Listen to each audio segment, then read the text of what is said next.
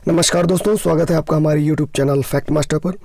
दोस्तों, चैनल पे पहली बार आए हैं तो चैनल को सब्सक्राइब जरूर कर लें। बात करेंगे जितने भी विवादित प्रश्न हैं जिन पे लगातार हाई कोर्ट में हियरिंग हो रही है, और साथ ही साथ एक काउंटर लगाया है जो है गवर्नमेंट ने, PNP ने। उसमें 4 प्रश्नों को लेकर के उन्होंने अपनी स्थिति स्पष्ट की है। अब यहाँ पे एक प्रश्न उठता है कि जो PNP साक्ष्य दे रही है, जिन किताबों के बारे में PNP साक्ष्य दे रही है, उनकी नज़र में वो किताबें सही हैं, और जिन अभ्यर्थियों ने आपत्ति की है किताबों को लगा करके, या ख़ास तौर से जो ये CRT और NCERT की बुक्स हैं उनको लेकर के अभ्यर्थियों ने आपत्ति जताई है, उनको PNP मानने से पूरी तरीके से इनकार कर रही है। तो दोस्तों, देखते हैं सभी विवादित प्रश्न। उससे पहले जान लेते हैं जो काउंटर लगाया है उसको पहले देख लेते हैं, फिर चर्चा करेंगे कितने जो 8 प्रश्न हैं जिन पे बहुत ज़्यादा जो है बहस हो रही है वो कौन से हैं। तो चलिए वीडियो को अंत तक देखिएगा। ये काउंटर लगाया गया है ऋषभ मिश्रा की याचिका पर। इनको 4 प्रश्नों पर जो है विवाद था और इन्होंने 3 पर आपत्ति की थी ऋषभ मिश्रा ने, यहाँ पर आप देख सकते हैं। तो पहला जो बहुत ही विवादित प्रश्न है, नाथ पंथ नामक संप्रदाय के प्रवर्तक कौन है। तो यहाँ पर आपत्ति जो है बच्चे बता रहे हैं गोरखनाथ और जो मच्छेंद्रनाथ हैं दोनों सही हैं, लेकिन यहाँ पर जो PNP मान रही है वो मच्छेंद्रनाथ को मान रही है। और इन्होंने KC श्रीवास्तव की जो पुस्तक है प्राचीन भारतीय इतिहास एवं संस्कृति, इससे जो है इन्होंने बताया है कि मच्छेंद्रनाथ द्वारा नाथ पंथ की शुरुआत की गई, जिसका प्रचार प्रसार गोरखनाथ ने किया। ये पूरा जो है व्याख्या इन्होंने स्पष्ट करी है कि मच्छेंद्रनाथ ही सही है, यानी कि PNP ये मानने को तैयार नहीं है कि गोरखनाथ और मच्छेंद्रनाथ को लेकर के इस पे बहुत ज़्यादा बहस हो रही है, क्योंकि इन्होंने जो TGT का पेपर हुआ था उसमें जो उत्तर बताया था वो गोरखनाथ ही बताया था, नाथ पंथ संप्रदाय के प्रवर्तक गोरखनाथ को बताया था TGT के पेपर में। और तो इसका साक्ष्य जो है SCERT की पुस्तक में गोरखनाथ दिया हुआ है। तो ये प्रश्न जो है ये बहुत ज़्यादा विवादित है और इस पर कहीं ना कहीं जो है कॉमन नंबर 1 मिल सकता है। अगला प्रश्न जो है, भारत में गरीबी का आकलन किस प्रकार किया जाता है, ये प्रश्न है। इसमें जो है 2 उत्तर अभ्यर्थी कह रहे हैं कि 2 उत्तर सही हो सकते हैं। प्रति व्यक्ति आय और परिवार का उपभोग व्यय। इन्होंने इंडियन इकोनॉमी पुस्तक का जो है हवाला दिया है PNP ने, PK धर की ये पुस्तक है, और इसमें जो है इन्होंने स्पष्ट किया है कि परिवार का उपभोग व्यय जो है यही आंसर सही है।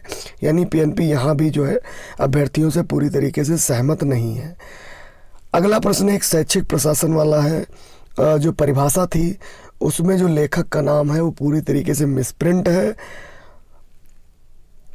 और उसको लेकर के जो है काफ़ी विवादित प्रश्न ये बन गया है।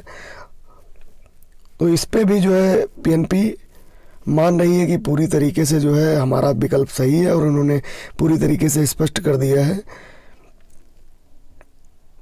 व्याख्या में अपनी। आप देख सकते हैं यहाँ पे थोड़ा सा ब्लर है। तो एक शैक्षिक प्रशासन वाला जो है ये प्रश्न SN मुखर्जी की जो है पुस्तक, उससे जो है आपत्ति जताई है अभ्यर्थियों ने, यहाँ पे आप देख सकते हैं।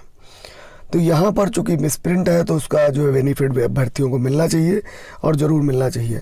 अगला प्रश्न जो है वो है कौन सा सामाजिक प्रेरक है। अभ्यर्थियों का जो उत्तर है वो है प्रेम, और जो इन्होंने माना है वो आत्मगौरव माना है। और इन्होंने हवाला दिया है ये NCERT की बुक क्लास 11 की जो कक्षा 11 की पुस्तक है उसका प्रूफ दिया है यहाँ पर PNP ने हाई कोर्ट को। यानी कि जो अभ्यर्थी PNP को आप प्रूफ दे रहे हैं, PNP वो नहीं मान रही है, और हाई कोर्ट को PNP जो है अपने उत्तर मनवा रही है यहाँ पर। दोस्तों, ये 4 प्रश्न हो गए जिन पर जो है PNP ने अपना रुख स्पष्ट किया है, और यहाँ पर पूरा विवरण दिया है, पूरा उन्होंने दिखाया है कि किस पुस्तक से लिया गया है। तो ये 4 प्रश्न बहुत ज़्यादा विवादित हैं और ये कंटिन्यू चल रहे हैं। चूँकि अगर प्रश्नों की बात करें तो 8 ही प्रश्न नहीं, कई सारे प्रश्न, लगभग 15-16 प्रश्न ऐसे होंगे जिन पर याचिकाएं दाखिल हुई हैं। अब अलग अलग याचिकाएं दाखिल हुई हैं, लगभग 200 से ज़्यादा याचिकाएं आप सभी जानते हैं कि दाखिल हुई हैं। तो यहाँ पर कौन कौन से मेन प्रश्न हैं उनको मैं आप लोगों के बीच लेके आया हूँ। 4 प्रश्न ये जो हैं इस पर बहुत ज़्यादा विवाद चल रहा है, और कई प्रश्नों पर विवाद है, कई प्रश्नों पर बहस हो सकती है, लेकिन जो मेन प्रश्न है उस पर जो है पूरी तरीके से हम लोग फोकस करेंगे। अब ये देखने वाली बात होगी कि हाई कोर्ट से क्या निकल के आता है, क्या जो है वहाँ पे किन प्रश्नों के उत्तर सही किए जाते हैं। अब अगले प्रश्न की बात करें तो दोस्तों एक लेखन और पठन विकार से संबंधित प्रश्न है।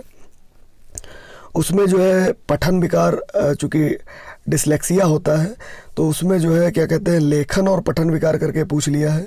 इस वजह से उस प्रश्न में डाउट है, वो भी काफ़ी विवादित प्रश्न है और उस पर भी जो है कॉमन नंबर मिल सकता है। और दोस्तों एक इंग्लिश का प्रश्न है हिडन करके, उसमें जो है 2 ऑप्शन अभ्यर्थी सही बता रहे हैं लेकिन पीएनपी मानने से बिल्कुल पूरी तरीके से मना कर रही है। ये भी प्रश्न जो है इंग्लिश का काफ़ी जो है चल रहा है और इस पर ज़्यादा बहस हो रही है। अगला प्रश्न की अगर बात करें तो दोस्तों अगला जो प्रश्न है वो श्वास छिद्र को लेकर के है, जिसमें फिश और तिलचट्टा 2 ऑप्शन सही हैं। वहाँ पे अभ्यर्थियों को कहना है कि इसमें जो है 2 ऑप्शन सही हैं, लेकिन पीएनपी बिल्कुल मानने से मना कर रही है।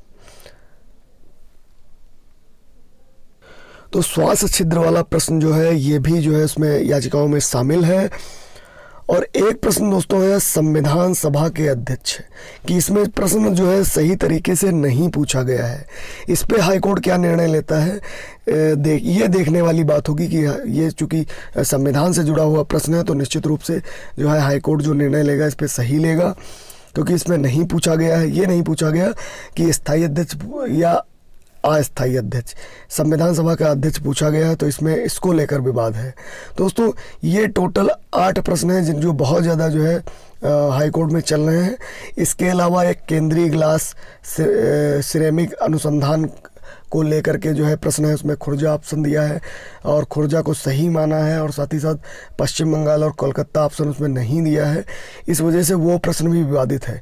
इसके अलावा भी आउट ऑफ सिलेबस जो कि पीएनपी ने खुद छेड़ा है, तो आउट ऑफ सिलेबस में भी 1-2 प्रश्न ऐसे हैं जो निश्चित रूप से आउट ऑफ सिलेबस में आएंगे। तो ये आउट ऑफ सिलेबस जो है पीएनपी ने खुद ये विवाद छेड़ा है, खुद विवाद उत्पन्न किया है। तो इन 8 प्रश्नों के अलावा और भी कुछ प्रश्न हैं जिन पर जो है याचिकाएं हैं। निश्चित रूप से 15 से 16 प्रश्न ऐसे हैं जिन पर याचिकाएं की गई हैं। हर प्रत्येक अभ्यर्थी ने अलग अलग तरीके से अलग अलग साक्ष्य लगा करके जो है याचिकाएं दाखिल की हैं। अब दोस्तों सबसे बड़ी बात यहाँ पे आती है जब हाई कोर्ट में पीएनपी और सरकार की तरफ से काउंटर लगाया जाता है। तो आप देख सकते हैं यहाँ पर इंडियन इकोनॉमी पीके धर की पुस्तक और केसी श्रीवास्तव की पुस्तक, एनसीईआरटी बुक क्लास 11 की पुस्तक, तो यहाँ पर विभिन्न पुस्तकों का जो है साक्ष्य हाई कोर्ट को दिया जा रहा है। लेकिन जब अभ्यर्थी साक्ष्य दे रहे हैं, पीएनपी को आपत्ति कर रहे हैं, तो उन किताबों के बारे में कोई भी चीज़ सोची नहीं जा रही है। तो ये बिल्कुल भी सही नहीं है। हाई कोर्ट को इस पे जो है बहुत ही अच्छी तरीके से निर्णय लेना चाहिए। और लगभग ये जो 8 प्रश्न हैं ये बहुत ज़्यादा विवादित हैं, जिसमें से 2 या 3 मनोविज्ञान के हैं। और हिंदी का एक नया राग जो है लाभ दिया है पीएनपी ने, जिसमें उन्होंने 3 नंबर सभी को कॉमन दे दिए। अगर आउट ऑफ सिलेबस की बात की जाए तो अभी भी जितने भी प्रश्न हैं उसमें 2 या 3 प्रश्न ऐसे हैं जो आउट ऑफ सिलेबस हैं पूरी तरीके से। तो दोस्तों इस विषय में आप क्या सोचते हैं, क्या यहाँ पर कितने नंबर मिलने की संभावना बन सकती है?